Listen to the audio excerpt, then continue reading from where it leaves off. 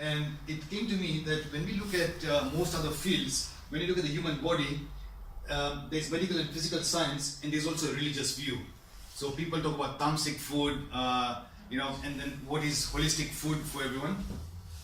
When you look at the universe, the astronomy, the scientists have got a particular view of what the universe is like, and then there's also a religious view. So there's a Jain map of the universe.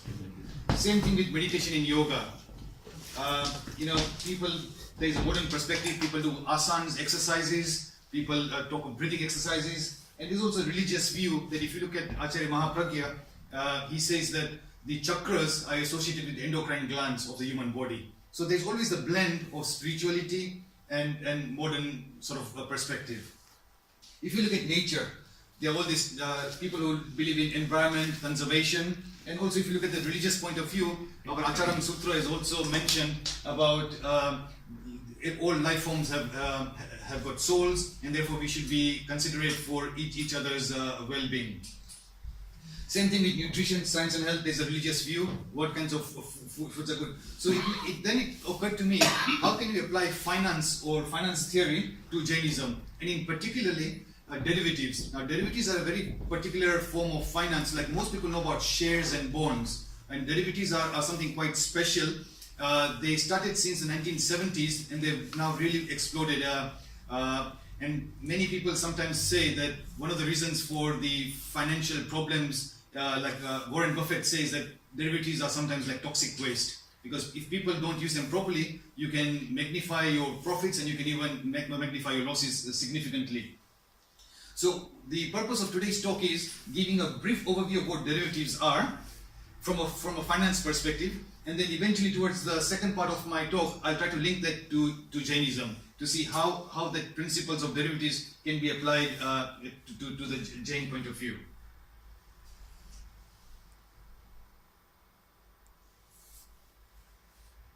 Now, let's just say, for example, Jain Vishwa Bharati is an organization. So this is a charitable organization. But let's assume for now that this was a limited company.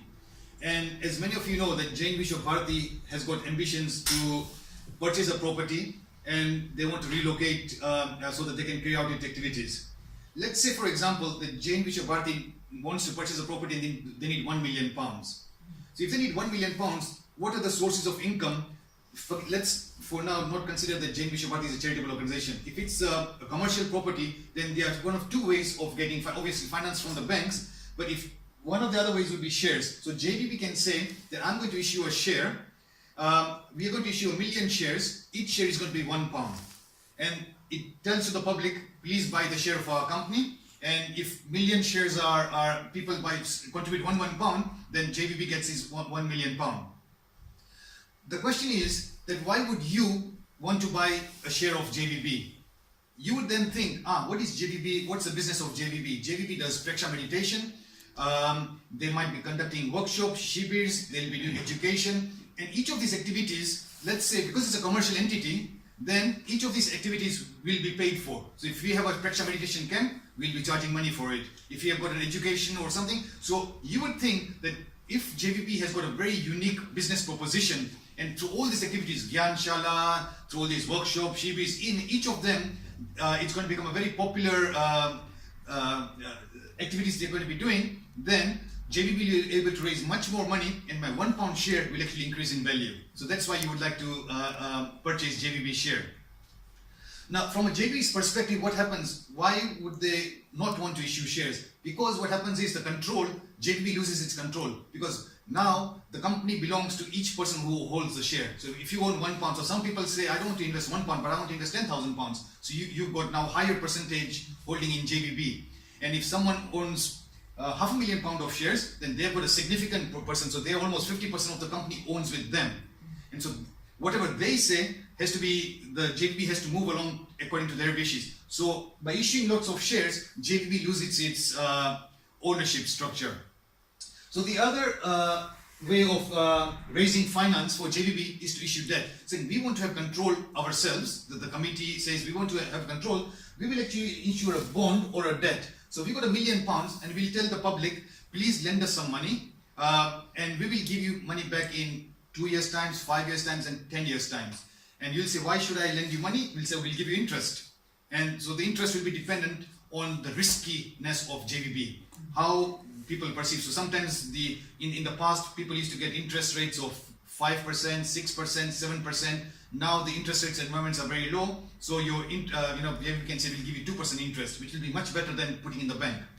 So in that way, then what happens is that you lend JVB money, and JVB will sort of obviously carry on these activities with a view that JVB has to give the money back to you with interest after 5 years or 10 years, whatever is the agreement. So these are the two main sources of finance. In that way, the ownership structure, the control and management still resides with JVB. JVB has just borrowed money from the public, and the obligation is gone back to them. So these are the two main sources. Now, derivatives are a recent innovation in a separate class of financial instrument. Derivatives are actually traded. So just like you can buy shares on the market, you can look at the FTSE and you can buy shares. Derivatives, you can also go to the market and you can actually buy and sell derivatives. Now, what does it mean? It's quite simply an instrument that derives its value from something else. So that's what derivatives is, derivatives. So before we look at the financial products, let's look at an example of what a derivative is. Let's take, for example, a car insurance premium. When you have a car insurance premium, what happens is you're going to pay a premium to an insurance company with a view that if you meet with an accident, the insurance company is going to pay you the full value of your car back.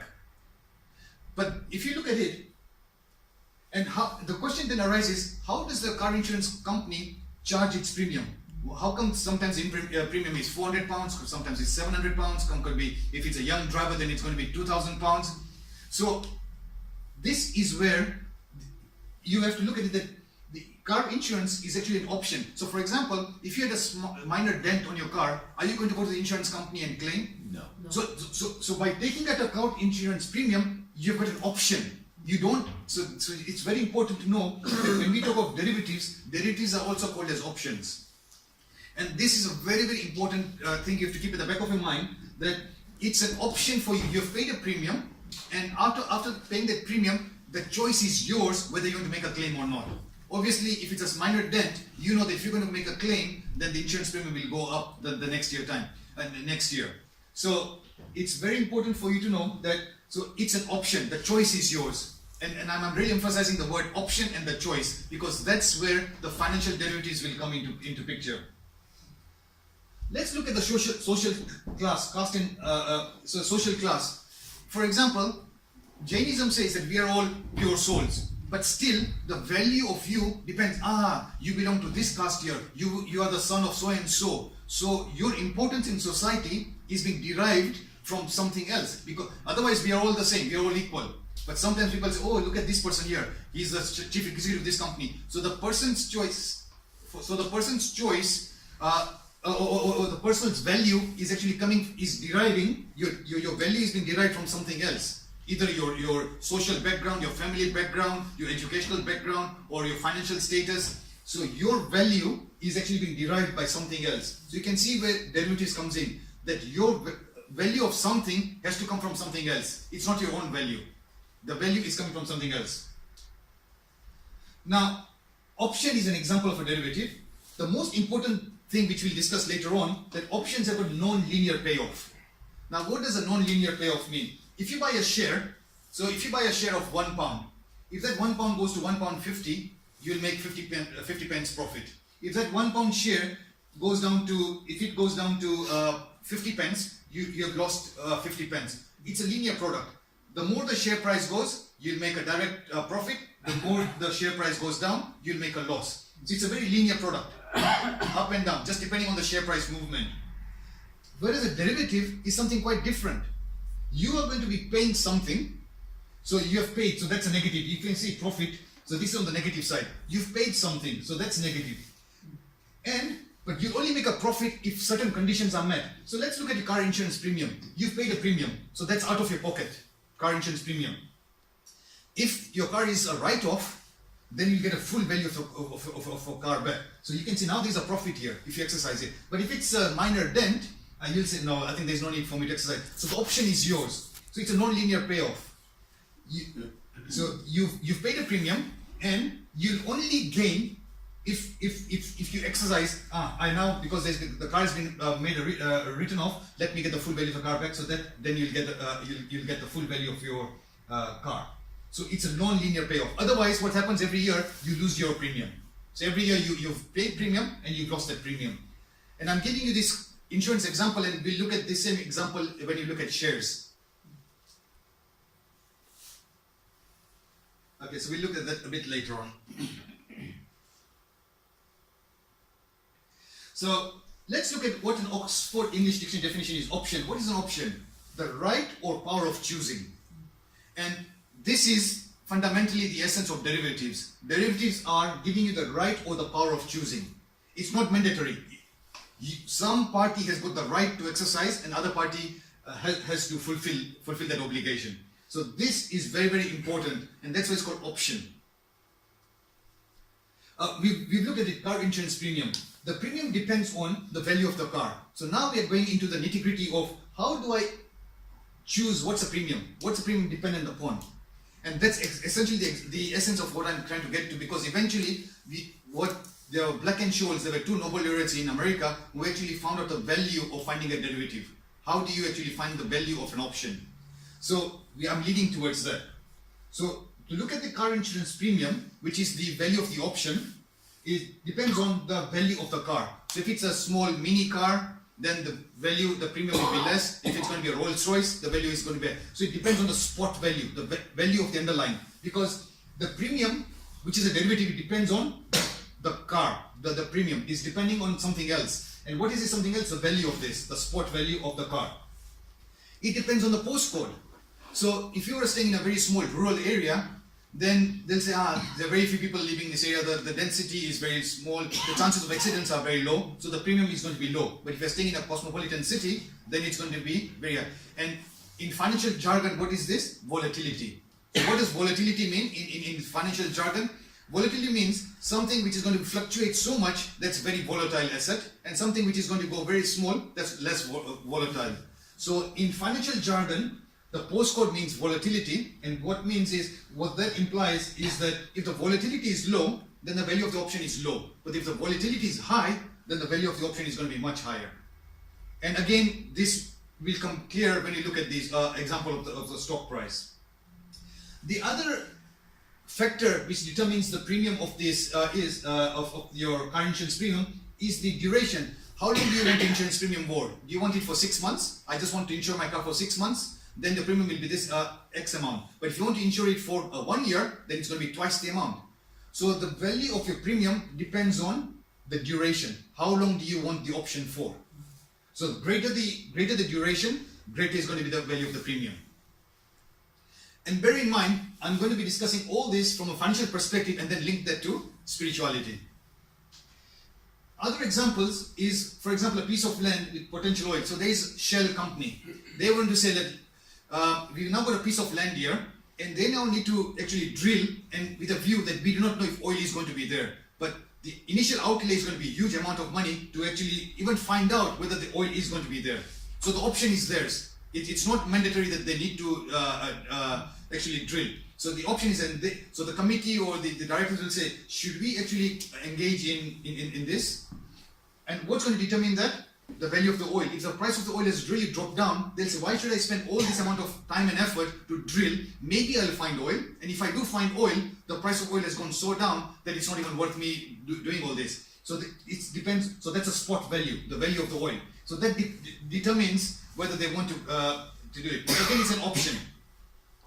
Research and development. Many of the biotech companies have to decide, okay, should we spend lots of money trying to come up with a new medicine? First of all, will it meet the FDA approval, the health department's approval? If it does, how widespread is this disease? Is this disease sort of very small and only very few percentage of the population gets this disease, or is it a very, very widespread disease? So all this, they have to do. So these are all options. So all the people who are here have to decide, should I do this or should I do that? It's not mandatory. And all these options have got some value. Education is a degree. So if I want to say that let's educate our children, fine, so the children have been educated. After the education, the choice is theirs whether they want to work in that field and to make money, or they can say, look, I just don't want to do anything, I just want to sit back. So again, that's an education. Education is a choice, and that choice has got certain value. That's, yes, if you're well educated, then your prospects are much, much greater. Religion can also be viewed as an option. No one is forcing anyone to pursue spirituality. And we'll see that why it's a valuable option. So this again is an option to us. The fact that we've been born as Jains or as Hindus, as Christians, as Muslims, that's fine. But the right to exercise our philosophy is our choice. No one can force us to practice it. Now let's really look at the financial options. Now, a financial option or derivative, they are all synonymous words, is an instrument that gives its holder the right, but not the obligation to buy or sell something at a fixed price in the future. So this is a definition of a financial option. An instrument that gives its holder the right. So it's not, it's your choice, but not the obligation. It's not mandatory to buy or sell something at a fixed price in the future. So the right to buy is called a call option, and the right to sell is called a put option. So these are two kinds of options which are traded in the markets, in the financial derivatives market. So if you open up your Financial Times, or if you go to the CBOE websites, you'll actually see that these are call options, and there are prices of call options and put options being traded in the market. Now let's see what is a call option, and let's see what is a put option. Okay, if you buy a call option, you pay a deposit or premium for the right to buy something into the future. So let's say, for example,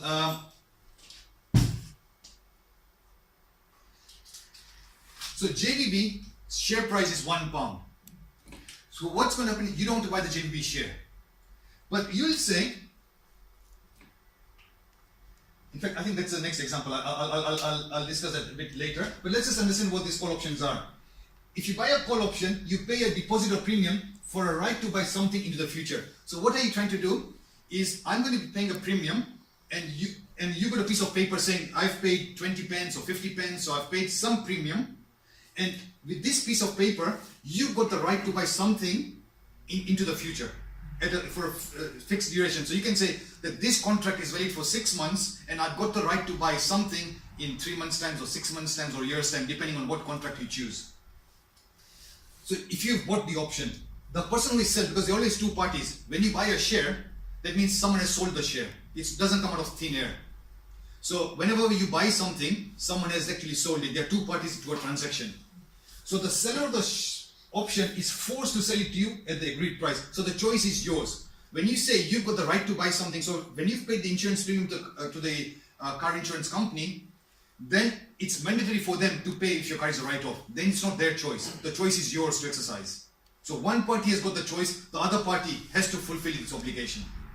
So that's very important. One party has got the choice, the other party has to fulfill the obligation.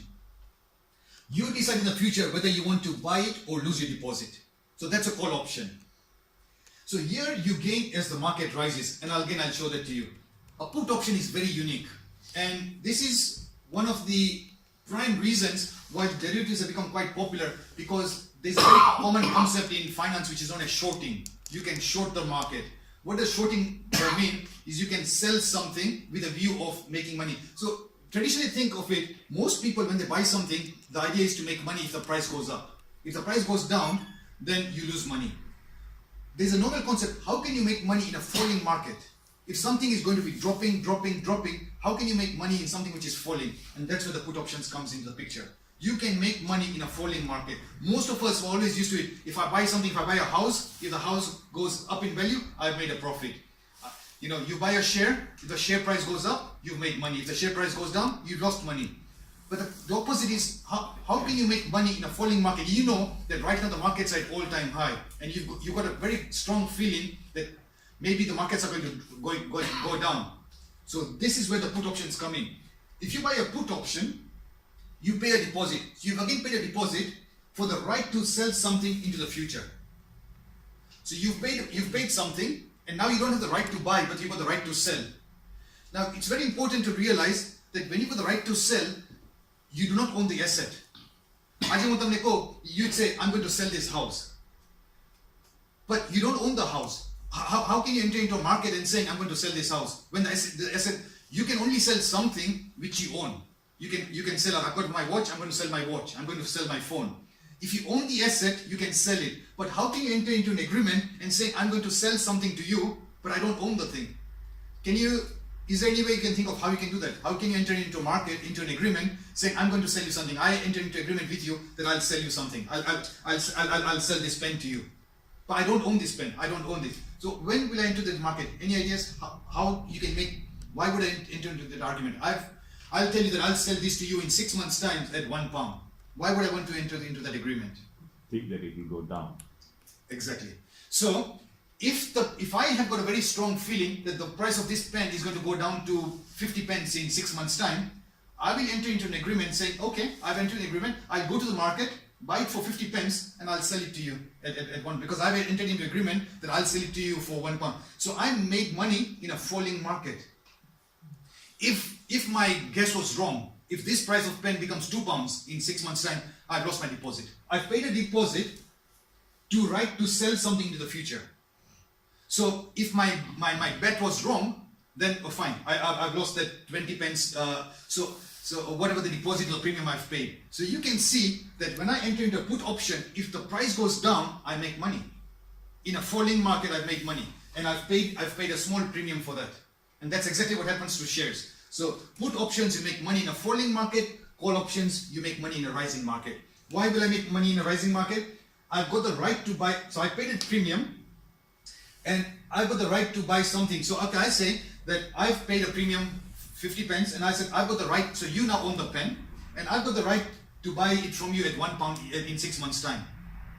Why would I want to say I'll buy this at £1 in the future? If I think it's going to be going to £2, I can then come back to you in 6 months' time. You remember this contract? I paid a deposit premium, and now I've got the right to buy it from you at £1, and the price in the market is at £2. So I'll come to you and say, okay, let's exercise this obligation. Give me this pen for £1, and I'll sell it in the market at £2. I made £1 profit. So in a call option, I make money in a rising market. In a put option, I can make money in a falling market. And in both, I pay a small deposit. In this, suppose I've entered into an agreement to buy it to you at £1. And suppose that the price of this pen becomes 50 pence in 6 months' time. Why would I want to buy it from you at £1? I can go to the market and buy it at 50 pence. Why would I want to exercise my option? I will not. I lose the premium. So this is a very nice way of saying that you're paying a small premium with a view of either in a rising market or in a falling market. Here you gain as the market drops, and it's known as shorting. Okay, so now let's exactly look at a real example of a share. Share price of JBB today is £1 per share. So you can go into this cboe.com, or if this was a listed company, or you can go to LIFFE, Life. So for UK stocks, then there's a website called LIFFE where the options are traded, and for American stocks is cboe.com. So Apple stocks or Microsoft, you can go there and you can see the value of the call options and the value of the put options. So you can go and say, okay, let's check the price of buying a call option. Let's say that you can, and options are traded in such a way you can choose the strike price. What is the strike price? The price of JBB is £1 today. You can choose what you want to deal with. There'll be a strike of 1.1, 1.2, 1.5, £2. There'll be different strikes. And what does this strike mean? That you've got the right to buy JBB shares. You don't own JBB share right now. You are going to be paying a small premium. That premium is going to be dictated how much you're going to pay. And with the right to say, I want to buy JBB share in 6 months' time or 1 year's time, depending on what duration. So there are different durations which are listed on the market here. Whether you want to go for 3 months, whether you want to, because if you go for a 1 year option, you have to pay a higher premium. If you go for a 1 month option, you have to pay a lower premium. So depending on all the duration, you're going to choose which one you want. So you can say, okay, I want to go for a 1 month option. I want to buy JBB. I've got the right to buy JBB share at £1.50. And I'm going to be paying a premium of 10 pence. So you have actually entered into a contract. You have paid 10 pence to the broker. You got a piece of paper, not literally, it's an electronic transaction, which gives you the right. You've got the right now because you've got the option to buy JBB share at £1.50 in 1 month's time. Why would you enter into this agreement? Because if you feel that in 1 month's time, JBB share is going to become £2, £1.80, £1.90, you will then say, I will exercise my option, and I'll say, okay, then you can buy it at 150. You don't have to go at that time in 1 month's time. Let's say JVB share is at £2. You don't have to buy the share at £2. You can say, I've got this option. I've got the option to buy it at £1.50. So if the share price rises to £2 by 16 Feb 2018, then you buy it at 150, can immediately sell at £2, and you've got an immediate profit of 50 pence because you bought it at 150. The price of JVB share in the market is £2 and it's 50, but you have to deduct your 10 pence because you paid a premium for this option. So the actual profit is 40 pence. Now look at it. If you had bought just JVB share at £1, right? Just the share, forget the option. And if it became £2, what's happened? You've actually doubled your money. So you made £1, so you doubled your money. So from £1, it's become £2. Your 10 pence, let's look at it in the same way. If you didn't buy the option, you just bought the derivative. You bought one derivative and you paid just 10 pence for it, not even £1, just 10 pence. And the profit you've made is 40 pence. Just for the same price movement, from £1 to £2, your share price you just made, you doubled your money. In this, you actually quadrupled your money. 4 times. By just paying 10 pence premium, you've just made 40 pence. So you've not doubled your money, but you made it 4 times. And that's called leverage. So that's why they are known as very, very dangerous. If you don't use them properly, you can make lots of money or you can lose lots of money at the same time. So that's exactly how it is here. So this is a profit and this is a share price. JVB share price is £1 here today. And the beauty about the options are, you don't have to wait until 16 February 2018. Suppose you do the transaction today, and by Tuesday or Wednesday, the share price of JVB goes from £1 to say £1.30. It's not even going to £2. But because it's actually going up, the chances of it hitting 150 are quite higher. Your 10 pence premium will actually become 25 pence or 30 pence. Because now the market says, because you bought it at 10 pence, now the chances are that the share price of JVB has gone from £1 to £1.30 just in 3 days time. This same value of this option is not now 10 pence, it's now going to be 25 pence. And so this is where, what determines this is where we are going to. That's the option pricing model. That how do you determine this premium value?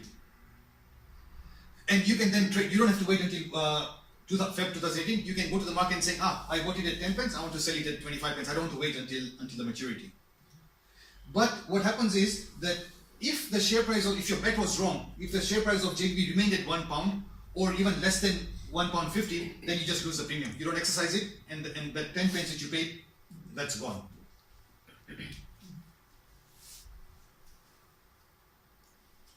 Yeah, is it okay so far? Yeah. So the same agreement we can exercise before 6th also. We can, like, suppose the strike price is 1.5. Yeah. And the agreement completion date is 6th Feb, but 20 days. Yeah. We can exercise it before that. You can exercise it in the meaning that you can sell the options beforehand. You're not. Traditionally, what happens is that for me to explain to you, I'm saying that you can actually go and get the shares. But you can just literally say before 16 Feb 2018, you can say, the price has gone up from £1 to £1.30. This value of the option which you paid at 10 pence will go up to 25 pence. You can go and close the contract, and that's it. So you can do it. So you don't have to buy the premium. So you can close the contract even before this. And therefore they are known as two in the actual definition of financial markets. There are two kinds of options: European options and American options. So there are one set of options which can be exercised anytime, and the other options can only be done on this date. That doesn't matter what happens in between, only what's here. And those options are not very popular because you just only on this date, whatever is the price, that determines the value of the option. And so those options are not very popular. The ones which are popular are you can exercise at any time. Yeah. There's nothing wrong in a person trading in these derivatives and consider it as gambling and really not religious to do a trade like this. So I think basically what happens is that, so your question is that if you deal with derivatives. Yeah, is it really gambling, and is it illegal, not illegal, but not really for our Jainism? Okay, so in financial markets, like anything else, there are two ways you can use derivatives. One is for you've bought something and you are protecting yourself. So those are legitimate transactions. And others are known as speculation. So the speculation could be gambling, and you can say that whether it fits with the Jain values is that it's questionable. But with any of these things, you could. So I'll show. We can discuss it a bit later. That if you can use this as protection also. So if you're using it as protection, then they're legitimate instruments. But if you're using it, so it's almost like a knife. A doctor can use a knife to treat patients, that's good, but you can use a knife to kill someone. So then that could be wrong. So I think with anything else, whether they are right from a religious perspective, then you look at it from both perspectives. If you use it for I mean, generally I'm just using this to explain spirituality. In a very technical sense, this is all mundane things. This does not have got any relevance to spirituality. Shares, bonds, derivatives. So technically, if you're going to become like a monk, then all this is irrelevant. You are just purely concerned about your spiritual welfare. But because we are householders, and you know, this is just trying to say that this is there. So if you ask a monk, there's no need to consider anything. You know, this is all taking away you from your real goal. So that's from a very puritanical point of view. But from a practical point of view, we are householders. We need to make a living, and so therefore you can choose whether you want to engage in a proper way, or you also want to engage in some kind of speculative point of view. But that's your choice. But how can you say that you're doing it for protection? In what way do you mean protection? Okay, so protection could be that, for example, you've actually bought some share. You bought JVB share, and what then? So you have physically bought the shares, and then what happens is you're worried. JVB no £1 no share. So kale abine 50 pence suggest to su thase maru. I'll be losing a lot of money. You're worried about the price of it going to. You can then buy a put option. You can buy a put option saying, I want a 1 year protection. I don't mind paying 20 pence, 30 pence extra. But if the share price of JV drops from £1 to 10 pence, then I want to be protected. Then, so depending on the strike price which you choose, whether it's £1.80, £1.70, that's your risk appetite. £1 no share, 80 pence I don't mind. But if it falls below 80, then I lose sleep. I want protection at 80 pence. If it falls anywhere below 80 pence, so you can go to the market and say, I want to buy a put option, strike price 80 pence for 1 year. What is the premium? So you can see the premium here, and you pay that. So if it's going to go below, if it becomes 50 pence, then you are going to get the difference from 80 pence to 50 pence. You've got that. So really, it's hedging. That's hedging. Yeah. So exactly that's the way. So financial instruments can be used for hedging, or it can be used for speculation. Speculation means you don't own the share, you just want to play the market, you just want to short, you just want to go. So that's one way. Rajeev, just a quick question. When you're shorting like this, does it tend to be a very short time period, or can it be a long time period? Options go from 1 month, 3 months, 6 months. So the duration, there are even 1 or 2 year options. Okay. I will not. Long term, like, No, you know, I see where Kaka's kind of like talking in terms of like whether this is in a way in a form of gambling. Right. Like, just from a different perspective, like if you put your money in a building society, although you only get 1% today, but there's a government guarantee that money is safe. Or if you buy something like premium bonds, whatever money you buy, what number of premium bonds you buy, that money is guaranteed that you get the same amount back. Right. Whether the value reduces with time is irrelevant, but the money is safe. With this, there's no safety as such, because in a sense, you are speculating all the way through, and you know, you've not got inside information whether this company is going to go up or down. Right. So unless you've got actual knowledge of the company to a real depth to know, that I know that this company is now heading towards making a lot of money, so this is what I'm going to do. Right. I put a call option in to say that this is going to go up, and hey presto, you know, 6 months later, I made good money from this. But again, because it's speculation, is it not actually still a form of gambling? I think per se, I think the real answer should be it is. So whether you buy shares, whether you buy bonds, there is some kind of reward in it. So you obviously want to get some gain out of it. So essentially, bonds less so, but shares it is. So even shares is a form of gambling. After all, you can do all the analysis of looking at PE ratios, this and the other. After all, you know, you can get the best brains in the world, but after all, it's still speculation. So if you really want to go to the real bottom line, that it is a form of speculation. Yeah. Can I just explain to Kaka? Yeah. For the gambling is not the right word for this. Currently, if I look out and I see, I think it's going to rain, Yeah. and I decide I will take umbrella or not take umbrella. Yeah. Okay. Now I might choose not to take an umbrella. Yeah. It rains, I get wet. Yeah. So that's my option. It's not gambling. I made a decision. No, but I think if you look at it, okay, but if you buy a share, Yeah. right, you're buying a share with a view of it going up. If it goes down, so in a way, if people say, "Oh, stock market, I'm playing the stock market." After all, you are playing with a view of making money, so you're taking views. So whether you call it bets, Gambling is not the right word. Frankly, I'm not to say because some people have sort of got conducted themselves very well, yeah, and they lost money, right, and then that has consequences. right, It's got a bad name. sure, So the idea is to apply proper investment principles, right, and not sort of get too carried away and get into like this form of gambling. But Right. the basic philosophy is investment. right. That's Yeah, so I think in financial market you can call it investments, and if you look at any small print, investments can go up or can go down. So after all, it's an informed choice. Yeah. So if you want to be it's like a very crude language. If you want to use it very crudely, it's gambling. But if you want to use it from a very sort of financial jargon, then it's an investment. It's an informed choice. You have to go with a very well knowing that this is the risk I'm entering into, and that's a very important part of the financial markets, that they really want that the client should understand what risks they're getting into. And many of these derivatives, there have been a lot of law cases whereby the salespeople have been selling products to the clients, and the clients then come and say, "I didn't understand." Like if you know, in the past there were CDOs, commercial debt obligations, and CSOs, and these are very complex products based on this. And then people then came up and saying, they've dropped in value significantly, and then the clients say, we didn't understand the risk implied, and there were a lot of legal cases based on that. So I think you're right. So it's a very informed choice. You have to understand what you're getting into, and then it's fine. Then whether you call it gambling, whether you call it investments, it's a calculated risk. Yeah. Then So- you don't call it gambling. Yeah. So let's look at it from very quickly from a put option example. Share price today of JVB is £10 a share.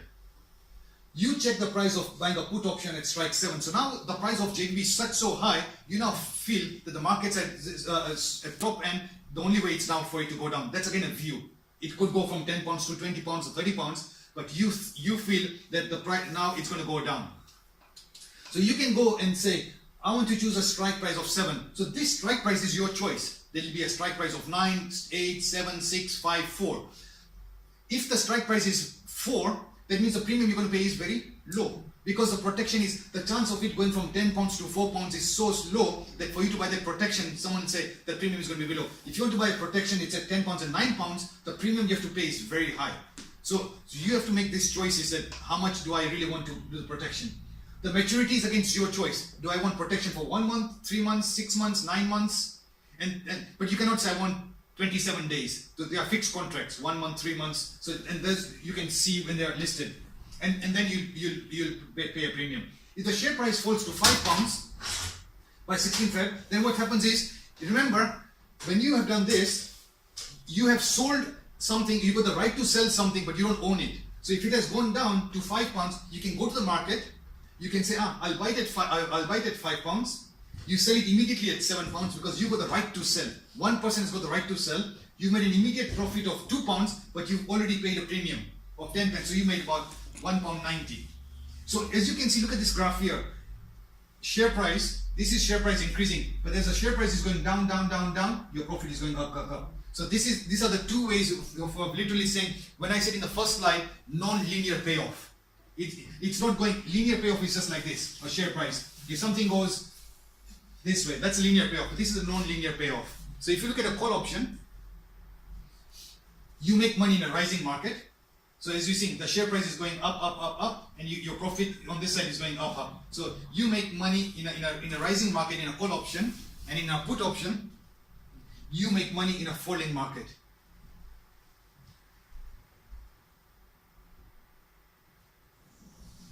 So yeah, sell something you don't own, you buy it cheaper later, sell high, buy cheap. Just the opposite. Like generally more people will say, buy low, sell high. This is exact opposite. You sell high, buy cheap. I've got the right to sell something and with a view of buying it cheaper. So the options market have been active since the 1970s. They are traded on the London International Financial and Futures Exchange since 1992.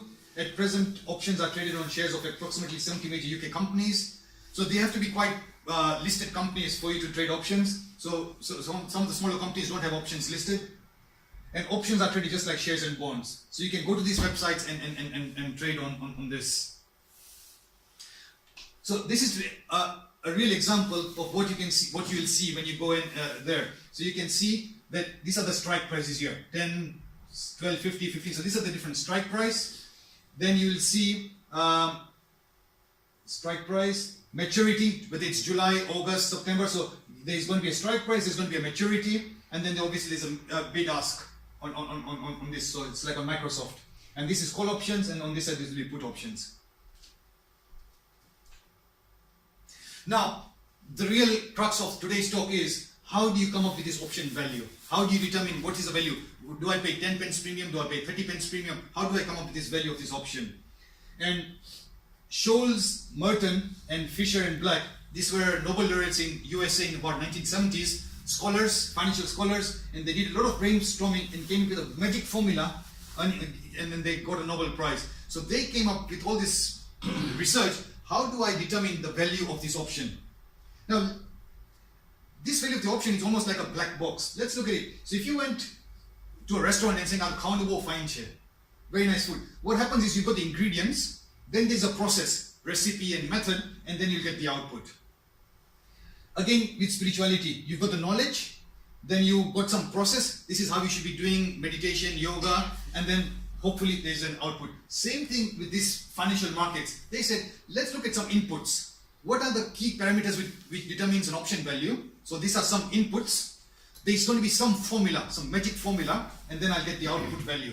So it's almost like saying, okay, so this is my calculator. Let's put some inputs here, and there'll be an output, like a computer. And so what was their formula? So they came up with this complex formula here. So this is what they came up with, that my value of my call option, the premium, is going to be dependent on this formula here. Sounds very complicated, and obviously I'm not going to be here to deriving this, but let's look at what are the key factors and get an intuition of what determines this option value. What is the value of this call option, or what is the value of this put option? So the value of the call option depends on S. S is a spot price. Let's understand that. If JVB is at £1 a share, I want to buy a call option at strike 150. But if JVB share price is £7 or £10, then my value of my call option will be much higher, because my underlying value is very up. So it's almost like a car insurance premium. How much insurance premium do I have to pay for a Mini, or if it's a Rolls Royce? So if the value of the underlying, so you remember derivative, it derives its value for something which is underlying value. So the underlying here, what is the underlying? The share price. If the share price of this particular stock is going to be high, the spot price, whatever the price of this is, then my value of my option is going to be higher. So that's really important to bear in mind. If my value of my underlying is high, then my value of my option is going to be higher. So that's your S. Let's look at the K. K is called the strike price. So now I got JVB is £1 a share. If I want to say that I want to buy an option at strike £1.20, then how much premium will you pay? Quite a lot, because the chance of going to from £1 to £1.20 is quite high. But if it's like I want to buy an option to buy JVB at £2 a share, the chances of it going from £1 to £2 are quite low. So your premium is going to be lower. So that's your strike price. Interest rates. We'll discuss interest rates later. Time is quite intuitive. If you have got a car insurance premium, if you have got an insurance premium for 6 months, you have to pay less. If you have to got an insurance premium for a year, you have to pay more. So the option value depends on time. Shorter the time, shorter the option value. Longer the time, greater the option value. So we will look at that. And last thing in this D1 formula is this, known as volatility. And volatility is also a very, very important parameter for determining the option value. And if you think of it, again, it's very easy to consider it in terms of the car insurance. If there's a lot of volatility, if you're staying in a city, lots of cars, lot of traffic, volatility is high, the value of the premium is going to be higher. But if you're staying in a small village, then the value, so the low volatility, so stocks with, so generally in the past, utility stocks had very low fluctuations. electricity companies, water companies. So if you look at the options value, will be lower. But if you look at biotech companies, technological companies, their option values will be much higher. And that depends on volatility. So just to give you a rough sense, electricity companies could have volatilities of 12%, 15% volatility. Some of the technical companies I've seen have got volatilities of 150%, 170%. So huge volatilities. That a price can go from 2 to 4 or can go from 2 to 1 in a short period of time. So that's what volatility means. That it's right now the price is £1 and £1 can jump to £5 or £1 can jump to, it's almost like cryptocurrencies right now. Huge volatilities. They have options. Huh? The cryptos have options. So what did Black Sholes discover? That the value of the option depends on 5 core parameters. This is really the crux. That how do I determine? Depends on the current price of the instrument. We have seen the spot price, the strike price, the target price. If JVB is at £1, do I choose a strike price of £1.20, £1.70, £2? So that's a strike price. What's the strike price? Time to maturity, interest rate, and volatility. So these are the 5 key parameters, and it's going to be quite unique to see how I'm going to be linking this to spirituality. So the option value depends on the time value plus intrinsic value.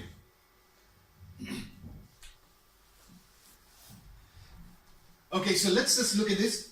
For a call option, higher the spot price, higher the value of the JVB share price, higher is going to be the option value.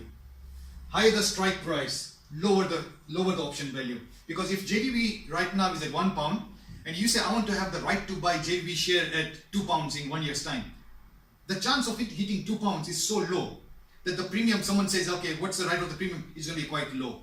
But if you have got JVB is at £1 and saying I want to have a strike price of £1.10, £1 and 10 pence, the chances of it going from £1 to £1.10 in 1 year's time is so high that the premium which you have to pay is much higher. So the strike price, if the strike price is higher, much further away from where you are, then the option value is going to be lower. Time, greater the time, greater the option value, car insurance premium. Volatility, higher the volatility, higher the option value, because if JVB is at £1, it can go from £1 to £5, and from £5 it can go down to 50 pence, and 50 pence again to £10. Higher the volatility, higher the, because for you to hit your strike price is going to be much higher with the higher volatility. And interest rates higher, option value higher. Interest rates is quite important. Interest rates it's beyond our control. Interest rates are set by the government, by the Fed or by the Bank of England. And what happens is, suppose you've got £1. You can buy a £1 share of JVB, but you'll say, rather than me buying £1 of JVB share, why don't I buy a call option? Call option is just going to be 10 pence premium, depending on whatever strike you choose. So with that 90 pence left, you can actually go and put that in your bank and just earn interest.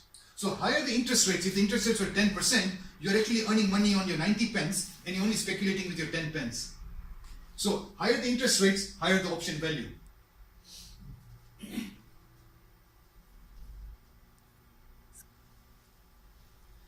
So again, to answer your question, what are the advantages of options? Allows the buyer to be covered against an adverse event in the future. Just like protection. You could use it as a pure hedging perspective. Similar to insurance contract, non-linear payoff. Very important. What getting and leveraging in finance means, as you saw, that by paying £10 premium, you could make a 40 pence gain. So it's actually leverage. With a very small outlay, you're making huge profits. And if your bet goes wrong, then you just lose that 10 pence. Risks can be reduced and losses can be minimized. Example I go, so you've now bought JVB at £10 a share. And then you think, what if it drops down to £2 again? You can then buy a put option at strike 7, and therefore your losses are minimized. Okay, I don't mind taking a loss from £10 to £7, £3 loss I can bear, but anything below £7 I don't want to lose. You buy a put option at strike 7. And so anything, if it goes down to even £1, then you'll get from £1 to £6, you'll get that money back. So you protected yourself with a very minimal loss.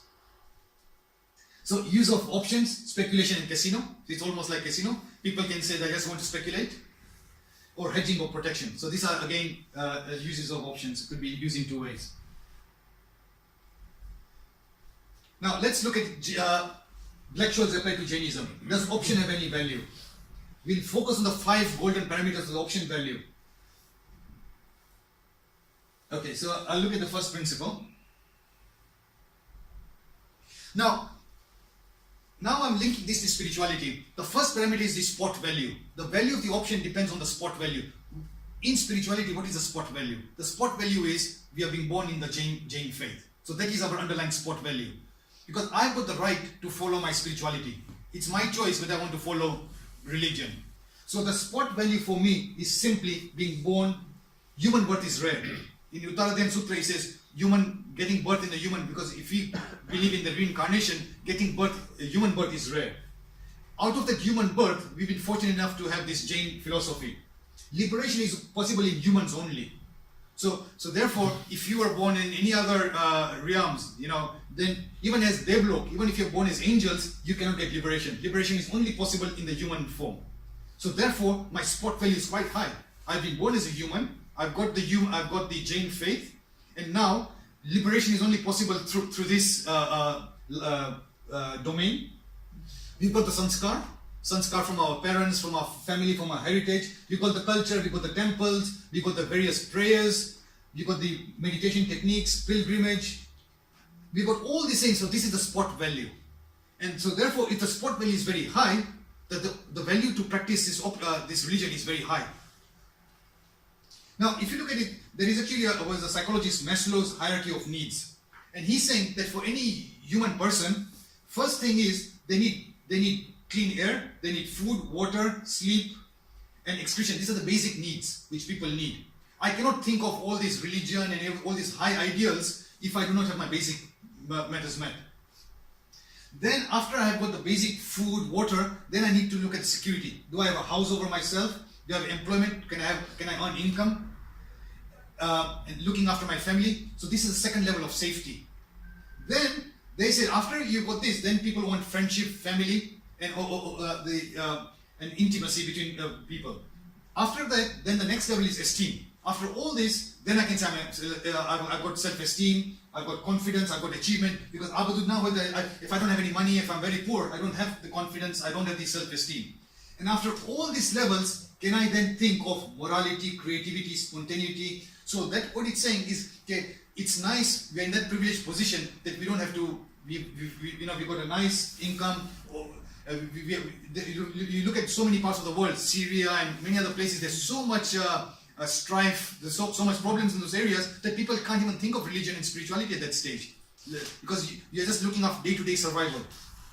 So for us, we're in a very lucky and privileged situation that our underlying spot value is quite high, and we've got this. As even Bhagwan Mahavir said, as the fellow leaf of the tree falls to ground, as the leaf falls to the ground, when its days are gone, even so is the life of man. Gautam, be careful all the while. Our life is just like a leaf. One day the leaf is going to drop down. So it's very important. Think and yeah. So what I'm trying to say here, I'm trying to make an analogy of the spot price to that, saying that our underlying faith is so pristine that Jainism is priceless, therefore the option value is very, very high indeed. So for me, the right to practice my religion is very high because the spot value is so high. Now, strike price and target price. This is very, very interesting. Now, before I go to the slide, now for example, what happens is all of us here are in a different form of spirituality. Like we are all at different levels in terms of our spirituality. If someone told you that the best way to practice religion, every petition, all of you have to fast for 8 days. All of you have to do pratikaman daily. All of you have to do this. You'll say, the value of practicing option is very boring. There are so many these do's and don'ts. I don't like this religion here. But there are some people who do it wholeheartedly. So all of us are at different phases of our lives. So we have to choose the strike price, which is closest to what, okay, I do daily reading. So how can I improve myself? What's the strike I can choose? But if someone told you that choose a strike very high, everyone should be doing fasting for 20 days. Everyone should be reading 5 scriptures every day. If you set your target so high, then you'll say the value of this option is very, very low. I can't do this. But if someone has actually advanced, some people who are actually at that stage and they can do it, fair enough for them. But so you have to choose your strike price individually to get the maximum value of the option. So all of us have to choose saying, okay, yeah, this is what the code of conduct is prescribed by the religion. what can I do? What can I set my strike price to get the most value of this option? If I choose my strike price so high, the value for me to practice this religion is going to be quite low. So, for example, it's like thinking of a child learning how to walk. Immediate milestone is walking rather than learning calculus. Nano baby hoy, you can't tell the kid, oh, ah chokra ne calculus nathi avadtu. The milestone, oh, he's not a clever kid, he doesn't know calculus. He's just a 2-year-old kid. But the strike price is so high, how can you say that this person is intelligent or not intelligent because he doesn't know calculus at the age of 3? So you say, for this baby, can he, at this age, can he do ABC? Does he know his sums? So your strike price is dependent on where you are right now. If you choose yours and then just make a blanket statement and say, this kid is not very clever, well, you're not looking at the right frame. So strike price has to be chosen according to where we are. Acharya Tulsi also presented the Anuvrat movement in 1949. So it says in short measure Anuvrat. Anu means small and Vrat means vows. So what it says is, so depending on where we are, where the public and where the society is everywhere, it says let's have a code of conduct and have small targets. So that was very important to know that what Acharya Tulsi is telling, that don't worry if you can't say, okay, do this, tame roj akla tame read this many scriptures, do this, do that. You choose, I will not eat any, I will not have any intoxicants, I will not smoke, I will not drink. But tame ko, well, you know what, I don't smoke, I don't drink, so for me that target is not relevant. For me it doesn't make a difference. Okay, then what's your next target? What can you do? So everyone can choose their target and get the maximum value of this religion. So people can choose, this doesn't apply to me, I already do that. For me, we are all vegetarians. So someone telling me don't eat eggs or don't eat meat, that's not relevant to me. But for someone, that's a big thing. I think make sure that your kids don't start eating non-vegetarian. For them, that strike is very important. After they reach that strike, okay, now what's the next strike? What's the next strike? But if you choose a strike, if you tell all the kids here, the only way to practice religion is to do roj samay tamare karwani, roj sawar sang pratikam karwanu, and they'll say, oh boy, the target you're setting me is such so high that I don't like this religion of yours, it's too dry. So you just choose your strike to get the maximum value out of it. So that's very important to see that how we can choose this to get the maximum value, because after all, practicing, I'm really getting the core, practicing religion is an option. It's not mandatory, it's an option. And so therefore, how can you maximize the value of this option?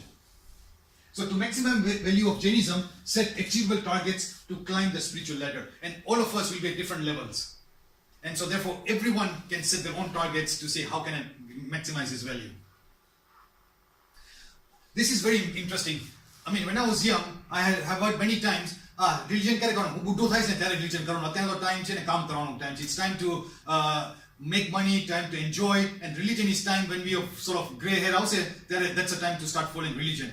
But if you look at it from an option point of view, that's very counterintuitive. The maximum value of the option is when you have the greatest time until maturity. So the sooner you start, the greater the value of the option. Because when you start getting towards old age, who knows, first of all, whether you'll get to old age. Secondly, how do you know whether your health is going to be good and whether you'll have the right frame of mind and all the factors are conducive. So the value to practice this religion is much higher when you have greater time to maturity. So the earlier you start, the much better the value you have to the value of this great religion. And as you can see, young sadhus are also taking diksha. So that's just amazing to see that in this day and age, that there are still young people who are inspired to take asceticism. What do you consider to be the time period? Is it a life? Is it because we get reincarnated? So what is the period then? No, because when you get the option to practice religion right now is this human birth right now. You've got the mind, you've got all the faculties to think. When you're born in some other, so if you're born into an animal kingdom, you don't have the mind to think. I mean, there's some people, there are two kinds of animals, samjini and unsamjini. So, but if you're born into some kind of realm where you don't have mind to think, then you don't have the option to practice. So it's now. Because this is the time we want to improve our life now and hopefully start climbing up spiritually. So it's this time period now, this golden period right now. That's what Gautam, Maheshwar told to Gautam Swami. So make most of the time period now. Volatility. This is very interesting. So you've now already achieved. So this is the target I want to achieve. And if something is very volatile, then this option value is very low. if you're in a very volatile environment, then you can see that it can reach the target. So volatility means going down, going up, going down. Here it's just, this is it, it's just in very small movements. Now if you center line. the center line is whatever, it's your target, it's your strike. So this is, the share price is £1 a share right now. Jainism. So, so Jainism is, these are the core Jain philosophy. Okay. So the, we've got our 9 tattvas, the 6 realities. So these are some of the core values here that we know that, and some people can follow it. Sometimes people go down, go up, down. But here you're just deviating so significantly from the true faith. So you're going down, up, down, up. So in this year, what I was trying to convey here is, in the olden times, if you were staying in a small village, and most of us, let's take 100, 200 years ago, people were not traveling as much. Most of our ancestors came from small villages. They used to be like a small community, a temple. They could be monks and sadhus coming along. The environment was very conducive. There was not that much volatility. There was no internet. There was no many factors to deviate someone going astray. So therefore, the value of the option perhaps was not as much as this time. People just followed just like herd mentality. But in today's day and age, with all so much volatility right now, you can have good company, bad company. You can look at media. You can have some very good documentaries. You can have bad things.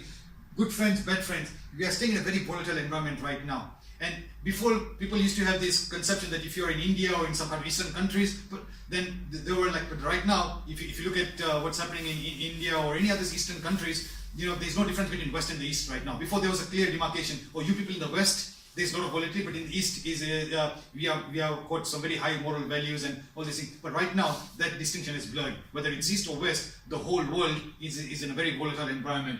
So therefore, if we're in a very volatile environment, volatility is higher, the option value is much higher. So therefore, the value to practice is much higher. And just roughly, what does volatility mean? Volatility means how much are you deviating from the mean. So that's actually the definition of here. So like this is how volatility. So if this is the standard, a person following Jainism, these are the general benchmarks. One cannot say that this is exactly what it is. But by and large, one can know that these are the normal patterns of a Jain lifestyle or a Hindu lifestyle or a Christian lifestyle. These are the general norms and patterns. Because we can say, okay, there are some people, there are different sects in Jainism, some people believe this, some people believe that, but it's not too much deviating. So that's generally, by and large, what needs to be followed. And then how well you follow it, that depends on the volatility. How much are you deviating from that?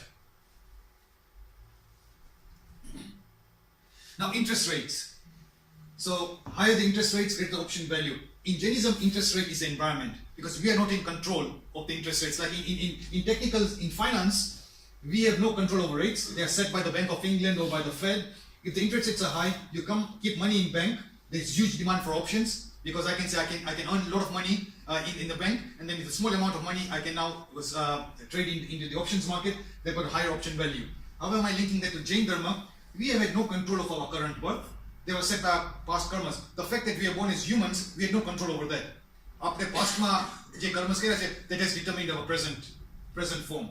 If Jain philosophy is high soul value, so if the interest rates are high, so if Jain philosophy is a high soul value, then make time in our busy lives. Huge demand and thirst for Jain knowledge, therefore option to follow Jainism path has huge value. So we really need to make time to follow our religion. It's an environmental environment. We have to set the right environment, make it conducive for us to follow our philosophy.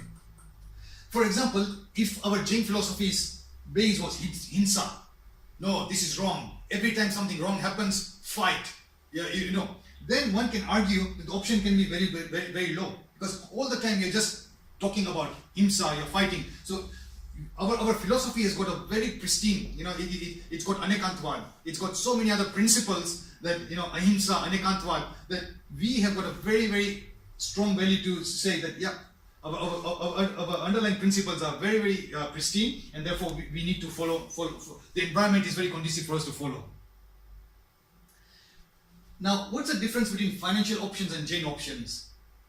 In a financial options, there's always a buyer and a seller. So if I did a contract, I've got the right to buy, there must be someone else who's got to sell something. There always has to be two parties in a financial transaction. Or if you've got the right to sell, a put option, then there has to be someone who is going to buy it from me. In religious options, you are both. You are the seller and you are just dealing. You are trading with your own self. Profit and loss is accrued to oneself. In a financial market, one person makes the profit, other person loses. So obviously, in a Jain option, we cannot derive a quantitative value. I cannot say the value of this to practice Jainism is going to be 50 pence, but it's like a qualitative assessment. I've tried to take these 5 parameters and made a qualitative assessment rather than a quantitative assessment. So just to conclude, we've looked at the overview of options and derivatives. We've looked at call options and put options. Options have a value. The Black Sholes formula, they came up with how to value these options. They came up with these 5 core parameters. And for each of us, the practice to Jainism is greatest because, and let's look at this. Greater the spot price. So you've got the human birth, we've got the grain religion, so greatest option value, just to summarize. So our spot price. Higher the strike price, pursue religion beyond one's means or set non-achievable targets, lower the option value. So if you really set very high targets for each one of us, then the value of the option is very low. Each of us need to set our own targets based on where we are. Greater the time, so younger we are, greater is the option value.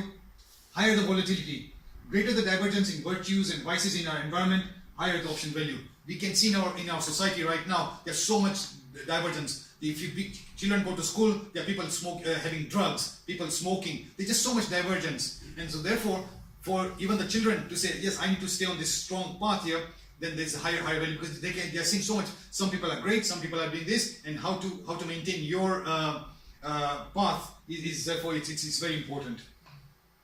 Higher the interest rates, we are in the Kal Yuga, Duksam Kal, 5th time era, so higher the option value. We are staying in this kind of environment right now that we still have got this pristine religion in spite of being in a very sort of volatile and a lot of problems around us, and therefore I think we really need to follow our religion and be grateful for everything. So call option is analogous to sowing seeds. Call option, you're paying a premium, sowing seeds, sending our children to JVP Gyanshala, nurturing ourselves, benefits beyond imagination.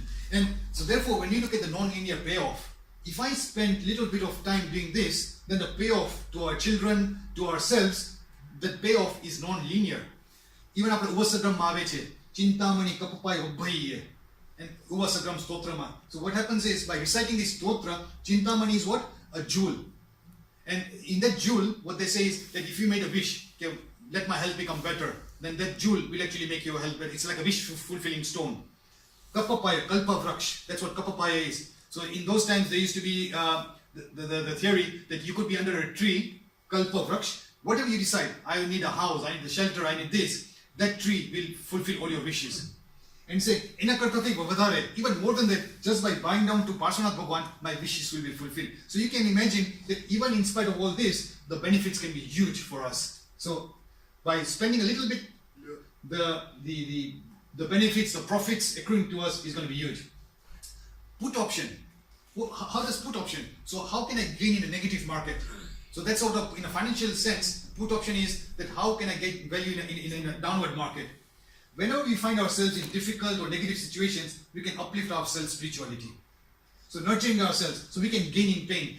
This is a chance for me to get rid of my karma. So it's actually my karma kapaye. So my soul is actually becoming better. So in this negative, disease you can health problems or anything. So by having a positive perspective, you can actually say, okay, I'm in a negative situation. It's difficult right now, but still, with the right perspective, you can then say that, yeah, this is actually a golden opportunity, and with that right perspective, you can actually even start having gains. Okay, so that's basically just the talks. So the options is yours, Jai Jayendra. Thank you very much. Yeah, I think any questions? Yeah, fine. There is a big difference, Mr. Shah. And the difference is in finance, you can incur loss or a profit. Yeah. Whereas if you follow Jainism, gain. There is only profit. There is no loss at all. So that's why I said call option my gain, then put option my gain. Gain. Yeah, absolutely right. Win-win-win. It's a win-win situation. Yeah, very true.